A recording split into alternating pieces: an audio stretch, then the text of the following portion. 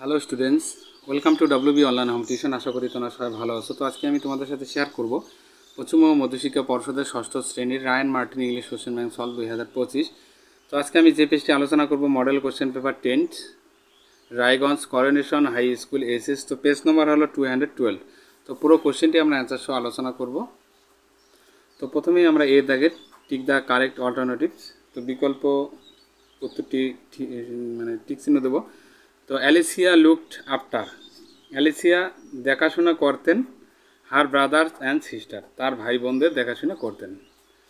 The queen's father had been a, রানীর বাবা একজন কী ছিলেন? মেডিকেল ম্যান, মানে চিকিৎসা কর্মী। এরপরে আলোচনা করব আমরা বি দাগের। Answer the following question. Who saw the old lady, বৃদ্ধা মহিলাকে কে দেখেছে? The fisher, the ফিশমঙ্গার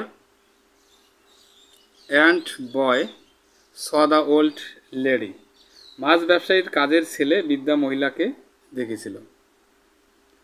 what did the queen request the king, রানী রাজার কাছে কি অনুরোধ করেছিলেন? The queen requested the kings to send home a pound and a half of salmon, রানী রাজাকে 1.5 পাউন্ড স্যামন মাছ বাড়িতে পাঠানোর জন্য অনুরোধ করেছেন। এরপরে আলোচনা করব আমরা টিএফ, তার সাথে সাবমিট স্টেটমেন্ট লিখব। Before buying fish the kings notice an old woman, মাছ কেনার আগে রাজা একজন বৃদ্ধ মহিলাকে লক্ষ্য করেছিলেন, এটা অবশ্য ফলস হবে। Now the kings had not seen any old lady because she had been invisible to him, তো এখন রাজা কোনো বৃদ্ধ মহিলাকে দেখেননি কারণ তিনি তার অদৃশ্যই ছিলেন। The kings had several children, রাজার বেশ কয়েকটি সন্তান ছিল, এটা অবশ্য ট্রু হবে। There was once a kings and he had a queens, they had several children, মানে এক সময় একজন রাজা ছিলেন এবং তার একজন রানী ছিলেন, তাদের বেশ কয়েকটি সন্তানও ছিল। এরপরে তবে এখানে একটি প্যাসেজ দেওয়া আছে, আমরা এই প্যাসেজটিরও এখন কোশ্চেন আনসারগুলো আলোচনা করব।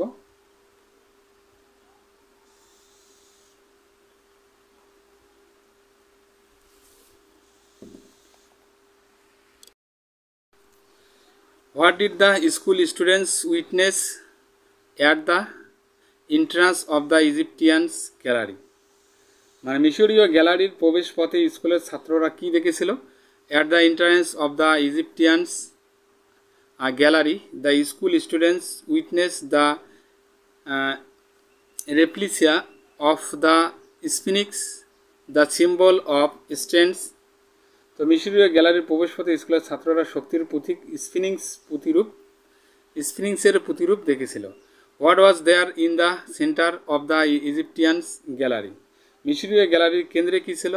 তো in the centre of the Egyptians gallery there was a long glass case containing a 4000 year old mummy, তো মিশরীয় গ্যালারির কেন্দ্রে একটি দীর্ঘ কাচের বাক্স ছিল যাতে 4000 বছরের পুরনো একটি মমি ছিল।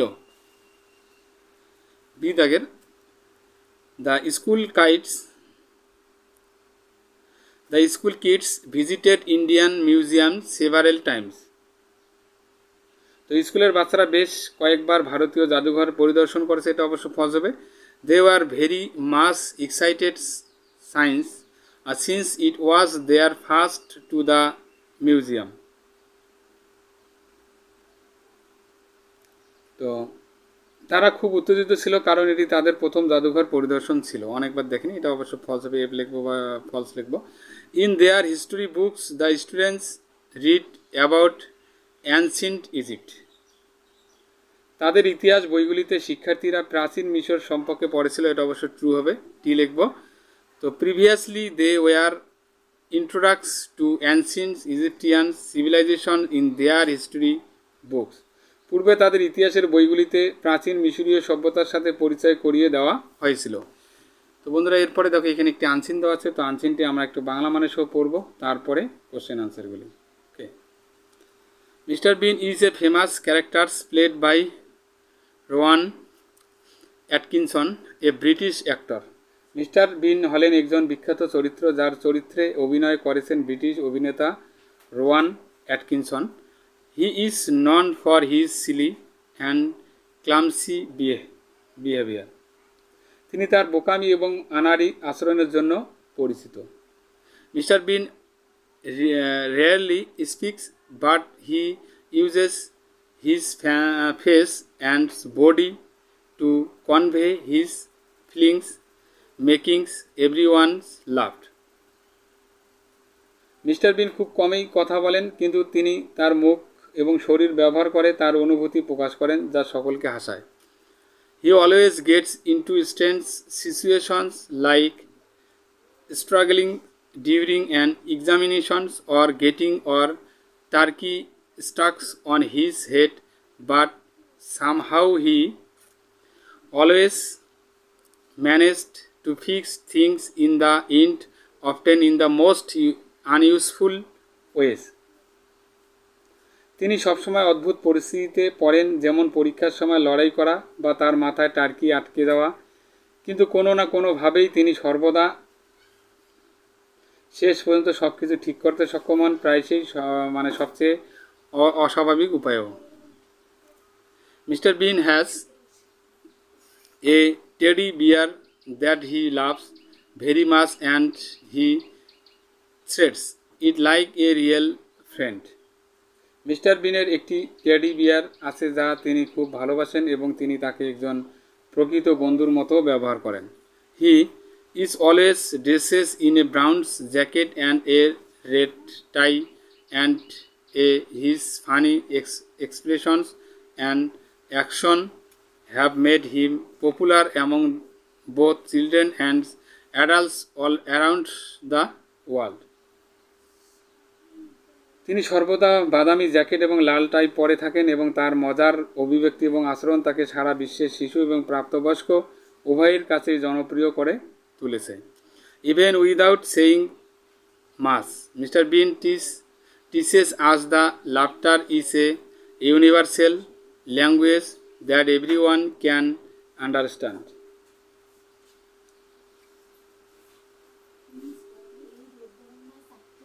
তো বেশি কিছু না বলেও মিস্টার বিন আমাদের শেখান যে হাসি একটি সর্বজনীন ভাষা যা সকলকেই বুঝতে পারে। তো এরপরে আমরা আলোচনা করব, এর কোশ্চেন আনসারগুলি এখন আলোচনা করব। Mr Bean is a famous characters played by Rowan Atkinson. তো মিস্টার বিন হলেন রোয়ান অ্যাটকিনসন অভিনীত একটি বিখ্যাত চরিত্র। Mr Bean loves his teddy bear and treats it like a real friend. Mr Bean তার টেডি বিয়ারকে ভালোবাসেন। বি দাগের answer the following questions. How does Mr Bean show his feeling? Mr Bean কীভাবে তার অনুভূতি প্রকাশ করেন? Mr Bean shows his feelings by using his face and body. What lessons does Mr Bean teach us? Mr Bean আমাদের কী শিক্ষা দেয়? Mr Bean teaches funny expressions and action have made him popular all around the world. তো Mr Bean আমাদের শেখান যে হাসি একটি সর্বজনীন ভাষা যা সবাইকে বুঝতে পারে। What does the Mr Bean usually wear? Mr Bean সাধারণত কি পরেন? Mr Bean usually wears a brown jacket and a red tie. Mr Bean সাধারণত বাদামি জ্যাকেট এবং লাল টাই পরেন আর কি। তো what has made Mr Beans popular all around the world? Mr বিনকে বিশ্বজুড়ে কী জনপ্রিয় করে তুলেছে? Mr Beans funny expressions and actions have made him popular all around the world. Mr বিনের মজার অভিব্যক্তি এবং কাজকর্ম তাকে বিশ্বজুড়ে জনপ্রিয় করে তুলেছে। এরপরে আমরা আলোচনা করব টিএফ, তার সাথে সাবমিট স্টেটমেন্ট লিখব। মিস্টার বিন ইজ ভেরি টক্স অ্যাটিভ। তো মিস্টার বিন খুব বাচাল আর কি, খুব কথা বলেন, এটা অবশ্য ফলস হবে। তো Mr Beans really speaks but the use his face and body to convey has feelings. Mr Beans often gets into strange situation but always manages to solve them in unusual ways.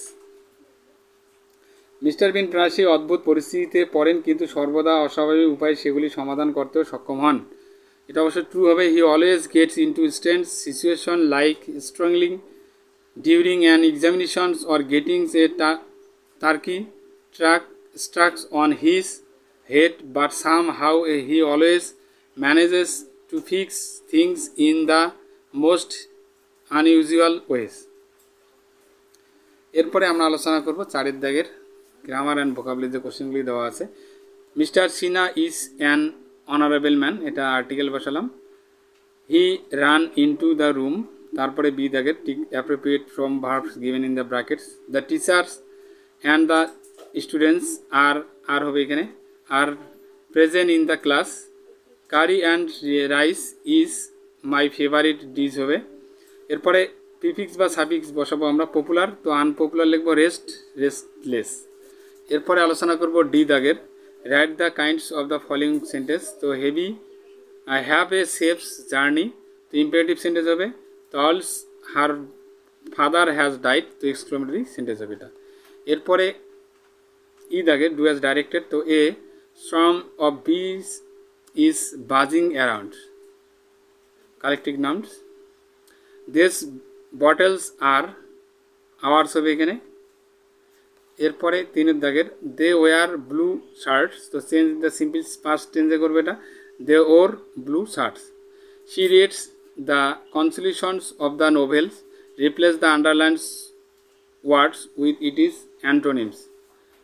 কনক্লুশনের antonyms লিখব, she reads the beginning of the novel. এরপরে দেখো পাশের দাগের unseen থেকে খুঁজে খুঁজে লিখব award অদ্ভুত, তাহলে এখানে ক্লামসি হবে আনারি। আনকমন অসাধারণ, আনইউজুয়াল অস্বাভাবিক। এরপরে writing skill, write a paragraph about Netaji Subhas Chandra Basu সম্পর্কে লিখতে হবে। এখানে কিছু পয়েন্ট দেওয়া আছে। Netaji Subhas Chandra Bose was born on 23 January 1897 in Cuttack. Netaji Subhas Chandra Basu 1897 সালে 23 জানুয়ারি কটকে জন্মগ্রহণ করেন। He was the son of the Janakinath Bose and Prabhavati Devi. তার পিতামাতা ছিলেন জানকীনাথ বোস, তার মানে পিতা জানকীনাথ বোস এবং প্রভাবতী দেবী ছিলেন তার মা।